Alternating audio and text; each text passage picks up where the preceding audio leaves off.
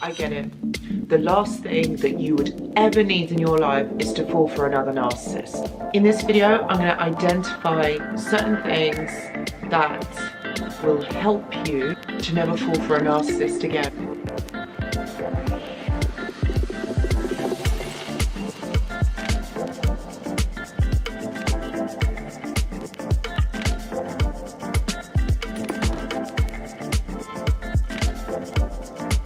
Hello and welcome back. I hope that you're all doing really well. So I understand that a lot of you have been in these narcissistic relationships, this dynamics, and the last thing that you would need is to fall for another narcissist. In this video, I wanted to talk about and explore certain things that you can do to safeguard you from doing that. And in that I mean things that you can identify, things that maybe you can change, and also to make you aware of certain things that narcissists look out for when they're looking for a new target. So for narcissists, this is really easy. All they need to do is get someone who is compliant, someone who's going to conform, someone who is going to give them everything, okay, that's going to make or get their needs met. That's what they're looking for in a person. So the things that they're going to look out for in their new target will be someone who is kind, someone's compassionate, someone who is really understanding, someone who is going to believe their lies. Okay, they need someone who's going to be compliant and be able to believe their lies. And they need someone with a lot of empathy. Okay, these are the things that narcissists look out for. Now, that probably sounds like you and me. Okay, so what we have to realize, okay, those things that the narcissist is looking out for, okay, these are our assets. These are our things that make us unique, that make us the person that we are. Now, I'm not saying that you need to change. That's not what this is about. And I really don't want you to change because I think these are beautiful qualities, but we cannot see them as weakness. These are our strengths. These are the things that make us us. But we need to safeguard them. We need to protect them. You got to think of it like, okay, would you give someone, you know, your details to your bank so that they can withdraw money from your account whenever they want to? No, you wouldn't. Of course you wouldn't. That's why your money is in a bank. That's why your password, your PIN code is all protected. That is what you need to do. You need to protect you. And of course, yes, that's putting boundaries in place. But in understanding your boundaries, you need to understand what your triggers are. You need to understand what makes you tick.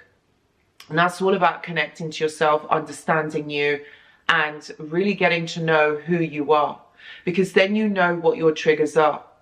And for a lot of us, that may mean that we might need to do the internal work. Actually, you probably will need to do the internal work to understand, to unveil what your triggers are so that somebody else out there is not going to exploit your triggers against you. That is the one thing that you need to realize, is that you cannot expose these triggers, okay, or not allow them to affect you the same way that the narcissist has used that against you, because that's what they're going to do. That's what predatory people look out for.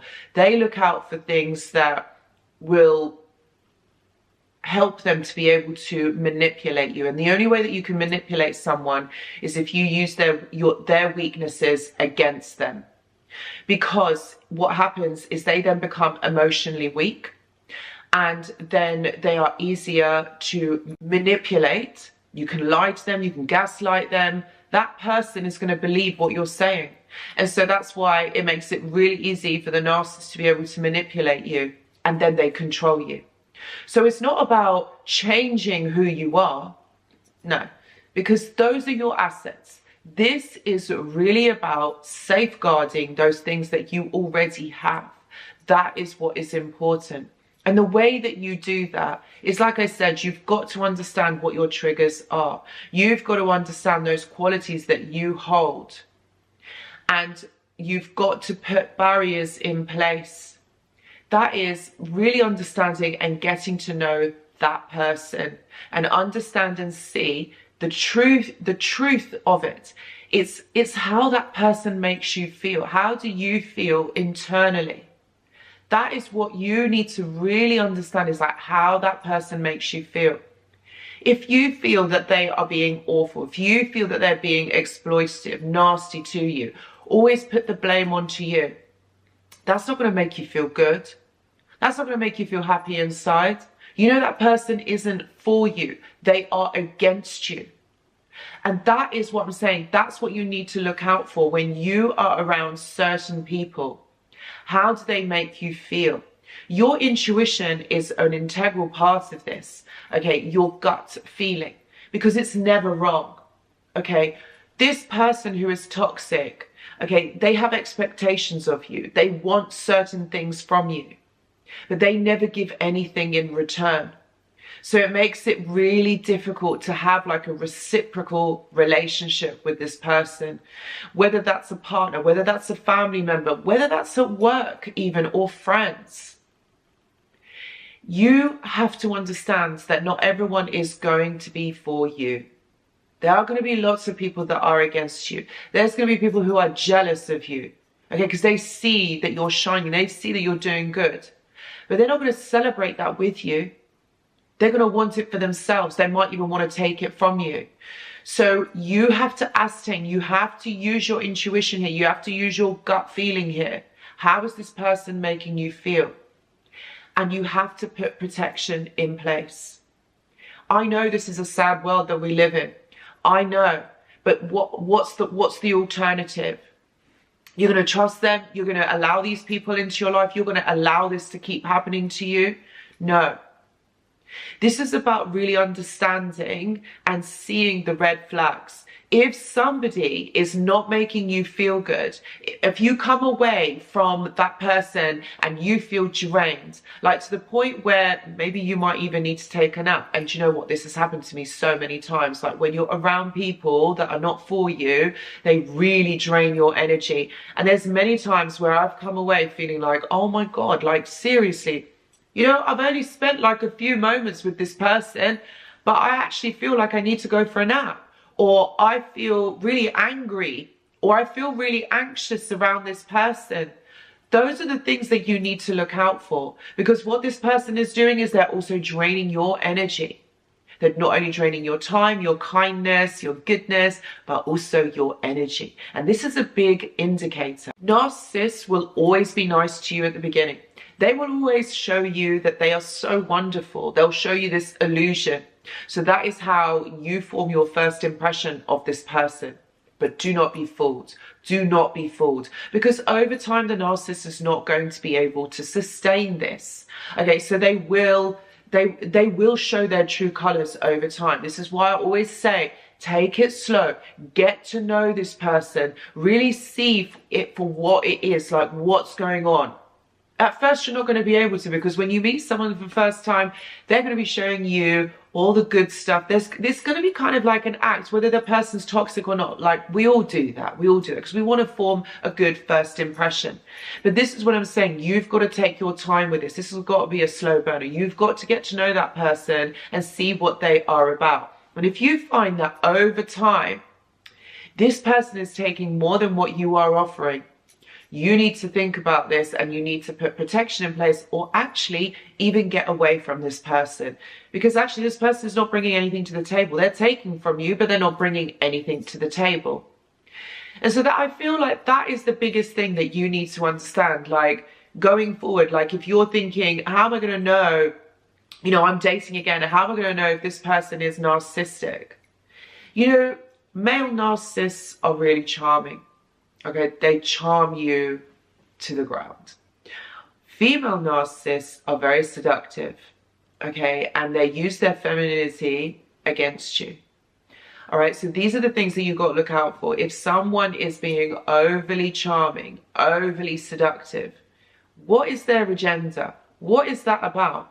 You can feel when someone is being their true, authentic self. You can tell.